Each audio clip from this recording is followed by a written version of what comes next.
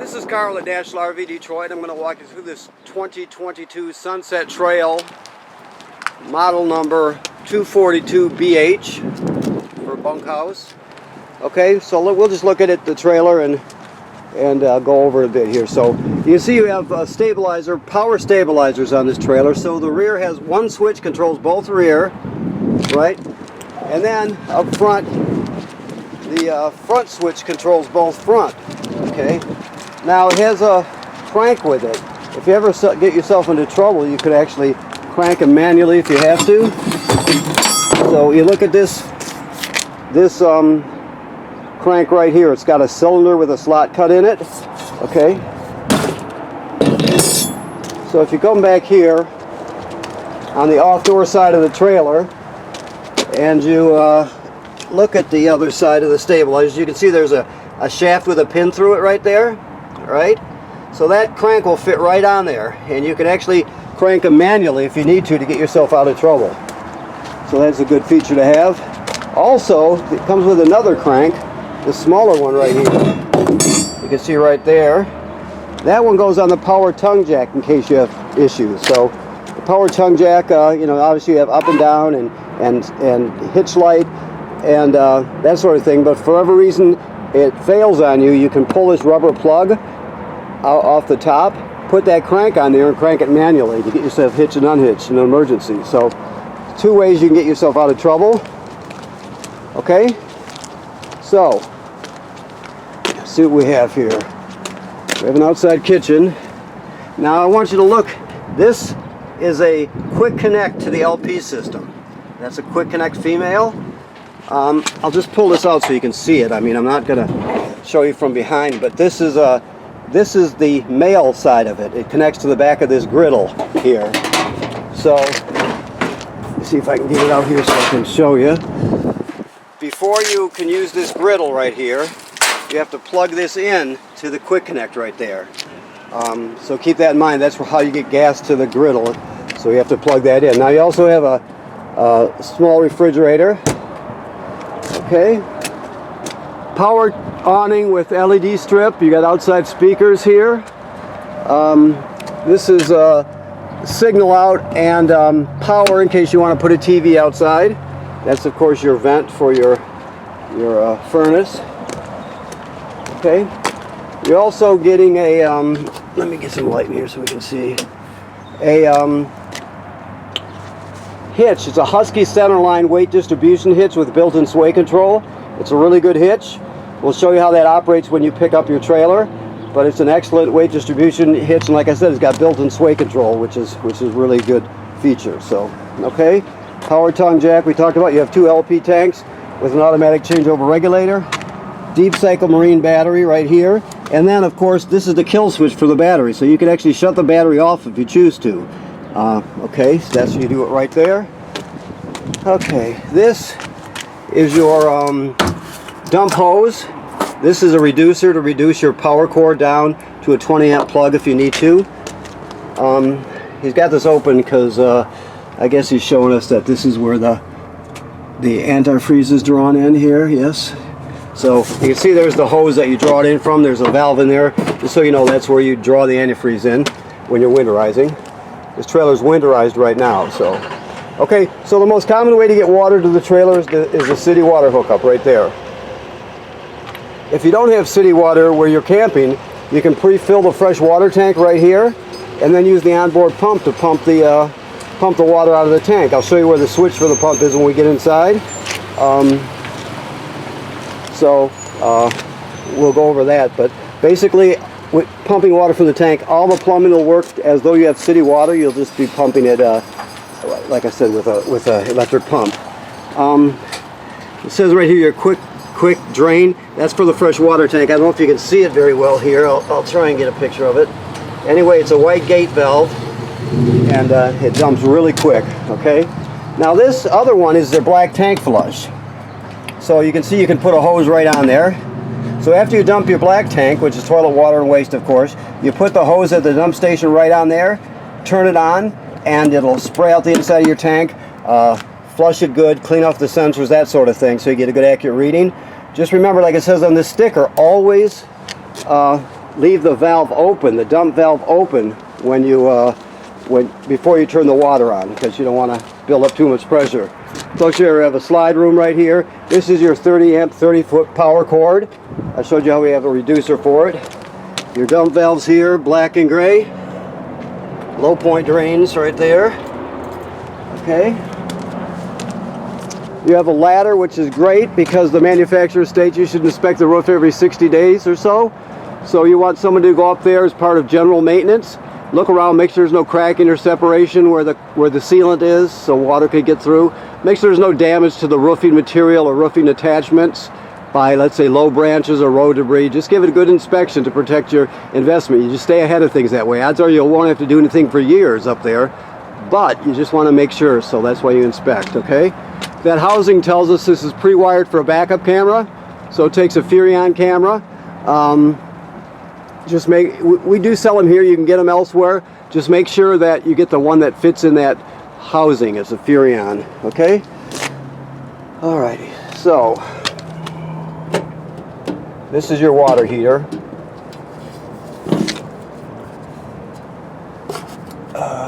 Just got that on there temporarily. Just want to show you. Should have just put that on there. That's not a good thing to do. Okay, so right now I'm just showing you that it's empty right now, right? So it's empty and it's bypassed. There are valves on the back of this water heater and water heater tank that allow you to bypass it when you're winterizing and allow you to put it into camping mode when you're camping. So right now it's bypassed and it's empty. The switches that control it are inside the trailer, so I'll show you those. But remember, never light it or turn on the heating element without water in the water heater tank. You always want to make sure it's full before you turn it on, otherwise you'll damage it, okay? This is for a sprayer right here, okay? This, it looks like he's got a shut here, but all these are hookups for your campground cable or satellite, whatever you've got. The hookups are right in there, okay? Okay, so let me come around here. Excuse me.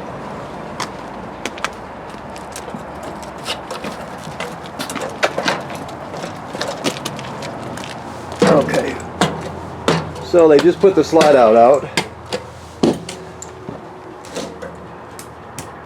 Okay, so this is your control panel right here. I just turned the lights on. See, your awning light is on. You have your awning extend and retract. Let me see what we have to remember.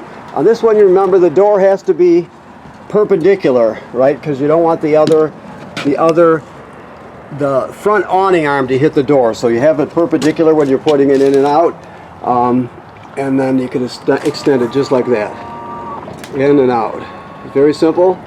Okay. This, of course, is for your slide room. All right. Now, I told you the water pump, you can pump water out of the fresh water tank if you don't have city water.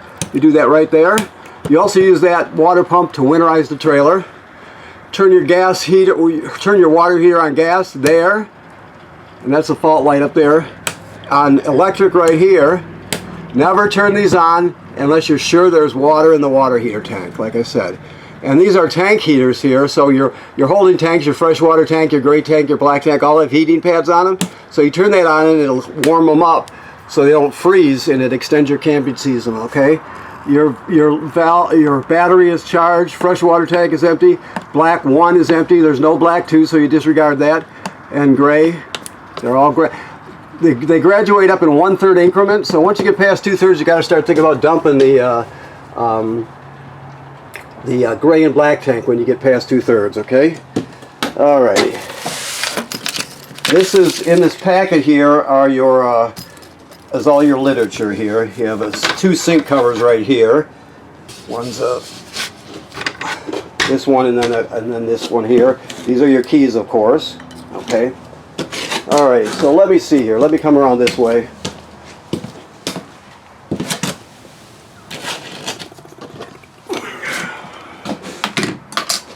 Okay. So, this is your range hood. It's got a fan in it and a light, of course. This is your microwave. Works like any other microwave. This is your range. I'm not sure if he's got the gas turned on here. We'll find out in 1 second here. Always travel with this shut in the down position so you don't break it. Let me listen here. Yeah, we got it. So there you go. It's that simple. So you got 3 burners and 3 knobs. This is the sparker. You turn it clockwise to spark, right? This is the oven knob here. So like I showed you, it's that simple. When it comes to the oven, it's a little different. It's kind of on holdover from the old style and with a new feature added on. So you can see all the way at the back there on the bottom is the pilot light. I should be able to spark it so you can see it, I think. Yeah, you can see it. So what you do is you go to the oven knob, you go to the picture of the flame, right? Then you depress it and you keep it depressed while you're lighting. Keeping it depressed, you'll start sparking this, turning it clockwise till you see the pilot light down here. After it lights, you still hold this in for another 10 or 15 seconds to heat up the thermocouple, right? Then you go to operating temperature and it cycles as an oven does. But when you shut it off, the flame goes out, of course, but so does the pilot light. So you have to relight the pilot light each time you use the oven. Of course, you have a light here for it. Okay, let me get on my feet here. Like I said, always keep this down when you're traveling. Alrighty. So your TV is more than just a TV. First of all, you have a swing out bracket, okay, and there's storage behind it. But this has a FM radio, right? It has Bluetooth, so you can stream wirelessly from your phone or your tablet, whatever you got. It has HDMI in the front and rear, so if you wanted to put like a Blu-ray player through it, you know, you can plug it in very easily, very quickly. So you have that. 2 speaker zones. 1 is inside the trailer, 2 is outside the trailer. It might be A and B, I can't remember, but you have different speaker zones, so it does a lot. Okay. Okay, let's see here. More storage. Alright, so this is your thermostat, of course. You can see I'm cycling through here, or scrolling through. Cool, low. Always run the air conditioner on auto when you're doing it. So right now we got to heat it. It'll kick on in a second. There it goes right there. So the furnace is on now. Down here, this is the carbon monoxide LP gas detector. So it'll detect carbon monoxide or LP gas build up. If it goes off, you take everybody outside, leave the door open, shut the gas off at the front, figure out what's going on, okay? And you can tell whether it's carbon monoxide or gas by the lights here. You can read the directions real close and see which one. But also, if it beeps the same tone but slowly, it's telling you your battery's low. It's also a low battery alarm. Now, it should always be green like it is. The LED should always be green. If it's not green, get it serviced. It has to be working. It's very important. So if I just put it through a test here, LP is good, carbon monoxide coming up. Okay, so low battery alarm, and then back to green. So, okay, all right. Now let's see. The refrigerator is neat. This one, let me get some light here. This one, it runs on runs on DC power. It's a DC compressor refrigerator, right? So you have on and off right here. You have to hold the button for a few seconds to get it to react. Then you have temperature up and down. Then you have different energy saving modes, right? Nighttime mode, so on and so forth. So you could save energy at night, for example. Okay. Now this table, you can drop down this table onto the cleats here. These cleats that go all the way around, and then fill in the space with the back cushions, and you got a bed here. Okay. Now this is the power converter right here. Whoops, let me get it here. I never get it to react. No, there it goes. Okay. So this converts AC to DC power. So let's see here. When you're plugged in to shore power, these circuit breakers are 110 AC, just like you have at home, and they're all labeled, right? Then the power is converted to 12 volt DC on this side. You got 12 volt fuses, and they're all labeled, okay? Now, This is also a battery tender, so it'll sense how much energy your battery up front needs as long as you're plugged in, right? As long as you're plugged in, it'll sense how much energy your battery has, and it'll always keep it charged. If it's topped off, it'll just trickle a couple amps up there to maintain it. If it's low, it'll send 10 amps or whatever it needs, right? Also, when you're pulling your trailer down the road, your tow vehicle will charge the battery also, so keep that in mind. Alrighty, so these are your bunks, obviously. He's showing us, he left these panels off so you can see that those are the valves on the back of the water heater we talked about. Right now it's in bypass mode, okay? Alright, so the bathroom. Sink and shower work like any other sink and shower. The toilet is a typical RV toilet. It sits right over the black tank. This is the flush pedal right here. You can't use it dry, so it means you have to have water and chemical in it. So when you get to the campground, you hook up your water and your power, right? You'll come in here, that's antifreeze you're looking at right there. When you come in here, you'll put 1 dose of chemical in the bowl, then you can step on the pedal, water will come swirling around. You step on it long enough to put at least a gallon of water in there, right? So a gallon of water and the chemical will go down into the black tank below, then it's ready to be used. If not, it's considered using it dry. You can't use it dry because the smell will be super terrible and it also will get clogged up. So make sure you always have chemical and water in the black tank before you use it. That's important, obviously. Okay, let's see what else we have here. This is telling us this is pre-wired for a public Wi-Fi signal booster, right? You also can get 4G through it, but people generally don't use that. They use the public Wi-Fi feature. So there's another one of these on the roof where an antenna would go. So if you scan this, it'll take you somewhere where you can look at the different kits they got. The box will fit right on here, and it's an actual router, and then there'll be antenna on the roof, and it just really increases your public Wi-Fi quality. You get more power, better signal, that sort of thing. So that's an option, and it's pre-wired. Okay. Alrighty. So let me look around a bit here. See if I'm forgetting anything. Okay, I think we're doing good. So in the bedroom, you have your pet bowl spot if you have a pet. You have hookups for your TV. If you want to put a TV out in here, just make sure that this has a mounting plate.